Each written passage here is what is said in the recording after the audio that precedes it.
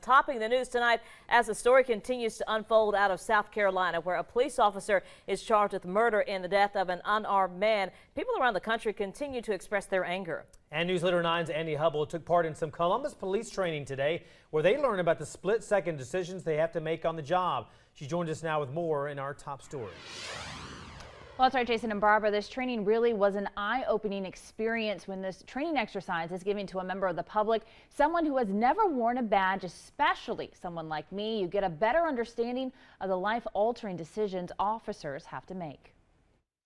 Responding to a report of a domestic altercation. Let's see what we got this time. Lieutenant Tim Wynn of the Columbus Police Department arrives on a call about a domestic dispute and finds a man choking his daughter. Wynn yells for the man to get off of her, and when the man reaches for his partner's gun, Wynn starts shooting and takes him down.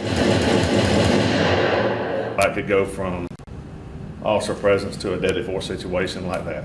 This was one of several scenarios CPD officers faced during a firearms training simulator exercise. We have different situations that officers go to, and we have to learn not every situation is going to be the same situation. I cut you from here!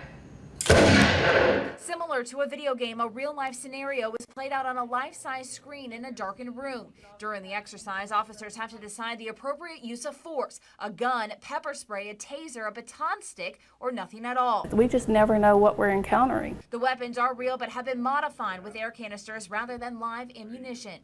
We have mechanisms in place that if they bring a certain force to the table, we react with a +1. Just like in real life, officers only have a second or two to make an ultimately life or death decision. When you're out there on the street, you're the only one that's going to be able to make that decision. I'm not going to be standing there saying, what decision should you make? You have to make that decision yourself, and you have to be able to justify why you made that decision. As officer-involved shootings continue to capture worldwide attention, law enforcement officials say they can never judge the situation because they were not there, and reactions can differ. You just never know how you're going to react in a situation. And I tell everyone, okay, if you feel this way, if you don't like police, if you feel this way, if you think we're hard, come through our Citizen Law Enforcement Academy and see.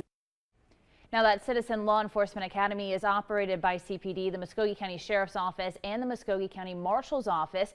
It gives participants a rare look inside of the day-to-day life of a law enforcement official. It is free and held twice a year, the next one coming up in July. All that information can be found on the Columbus Police Department website. Barbara.